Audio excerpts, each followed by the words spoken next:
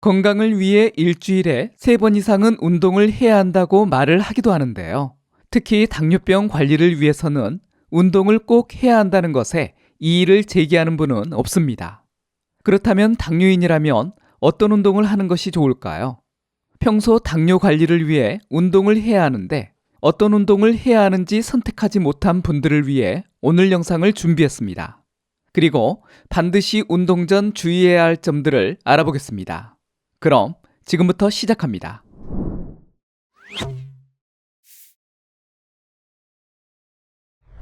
당뇨병을 포함해서 거의 모든 질병에 운동이 좋다는 것을 아무리 강조해도 지나치지가 않은데요.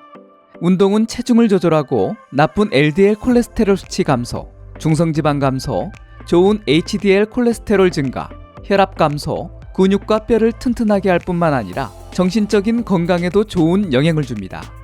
특히 당뇨병이 있는 분이라면 운동은 선택이 아니라 필수입니다. 운동을 통해 체중을 감소시키고 근육량을 늘려 혈당을 낮춰주며 인슐린에 대한 신체의 민감성을 높여 인슐린 저항성을 막아줍니다. 운동으로는 달리기, 걷기, 수영, 자전거 타기 등이 있는데요. 이 모든 운동이 건강을 증진시키는 동시에 혈당을 건강하게 유지하는 데 도움이 됩니다. 그럼 여러분은 어떤 운동을 하고 계신가요? 특히 당뇨인이라면 어떤 운동을 하는 것이 더 도움이 될까요? 연구를 근거로 했을 때는 유산소 운동보다 근력 운동이 혈당 안정에 더 도움이 됩니다. 2023년 10월에 국립의학도서관에 게재된 연구인데요. 제2형 당뇨병 환자의 혈당 조절 및 체성분 개선에 있어 근력 운동은 유산소 운동보다 더 효과적인가? 라는 물음으로 시작된 연구입니다. 이 연구 결과 유산소 운동을 단독으로 했을 때보다 근력 운동을 단독으로 했을 때 혈당 수치가 더 많이 개선된 것으로 나타났습니다.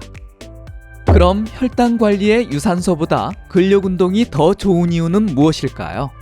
첫 번째 이유는 포도당을 근육에 저장하는 기능을 개선해줍니다. 우리 몸의 근육은 설탕과 탄수화물을 저장하는 창고 역할을 합니다. 근육은 혈당을 글리코겐 형태로 저장을 하는데요. 근육량을 늘리게 되면 이 글리코겐으로 저장하는 공간이 늘어나 결과적으로 혈당을 낮추는 데 도움이 됩니다. 두 번째 이유는 근력 강화 운동을 하면 우리 몸 근육에 저장된 글리코겐을 연료로 사용해 근육이라는 창고를 비워줍니다. 근육에 저장된 글리코겐을 사용해 다시 저장할 공간을 확보해 주는데요. 근육에 글리코겐이 가득 차면 포도당을 지방으로 저장하기 때문에 근육의 글리코겐을 사용해 없애줌으로써 지방으로 저장돼 살이 찌는 것을 막고 다음 식사 때 사용할 공간을 확보해 줍니다. 그뿐만 아니라 근육의 글리코겐을 운동으로 다 사용하게 되면 간과 혈액에서 여분의 글리코겐을 사용해서 혈당을 직접적으로 낮추게 됩니다. 세 번째 이유는 뱃살 및 체중을 감소시켜줍니다. 과체중인 분들의 경우는 체중의 5에서 10%를 감소시키면 당화 혈색소 수치가 좋아지는데요. 근육이 많은 사람들은 운동을 하지 않아도 신진대사 기능을 유지하기 때문에 칼로리를 지속적으로 태웁니다. 그리고 뱃살, 복부지방 또는 내장지방이라고 하는데요. 이 뱃살이 많으면 내장기관과 내부에 지방이 가득한 상태여서 인슐린 사용을 효과적이지 못하게 하는 화학물질과 호르몬을 생성해 인슐린 저항성을 발생시키고 악화시킵니다. 당뇨병은 높은 혈당 때문에 발생하는 합병증 때문에 무서운 질환인데요. 그렇다면 이 근력 운동이 당뇨 합병증에도 도움이 될까요? 앞에서처럼 근력 운동이 혈당을 낮춰 합병증을 예방하는 데 도움이 됩니다. 그 외에도 다른 방식으로 당뇨 합병증에 도움이 되는데요. 첫 번째는 심장 건강을 개선해 줍니다. 질병통제예방센터에 따르면 제2형 당뇨병은 심장병 발병의 주요 위험 요소입니다. 그런데 이 근력 운동은 체내 좋은 HDL 콜레스테롤 수치를 높이는 동시에 나쁜 LDL 콜레스테롤 수치를 낮춰줘 당뇨 합병증인 고혈압과 심장질환의 위험을 감소시켜줍니다. 두 번째는 뼈 골절의 위험을 감소시킵니다. 한 연구에 따르면 제2형 당뇨병 환자는 골절 위험이 더 높은데요. 근력 운동을 통해 다리, 척추, 엉덩이 뼈 주변의 근육을 강화하게 되면 뼈가 부서질 위험을 줄일 수 있습니다. 세 번째는 근육 손실을 예방합니다. 꾸준한 근력 운동은 나이가 들면 들수록 손실되는 근육의 양을 줄일 수 있습니다. 당뇨병 협회에 따르면 당뇨병은 근력 저하를 가속화시키는데요.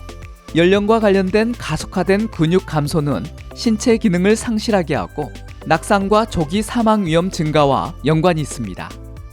네 번째는 시력 상실과 신경병증 위험을 줄일 수 있습니다.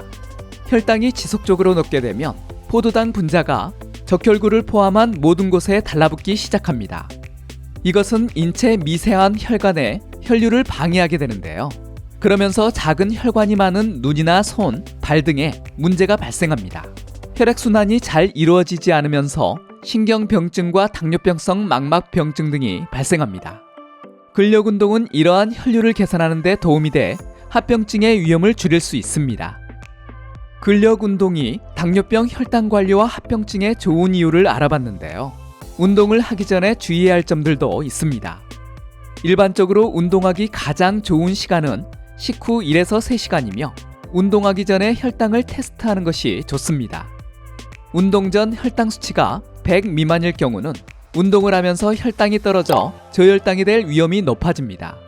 이럴 경우는 운동 전에 과일이나 당뇨 간식을 조금 먹고 운동을 하는 것이 좋습니다.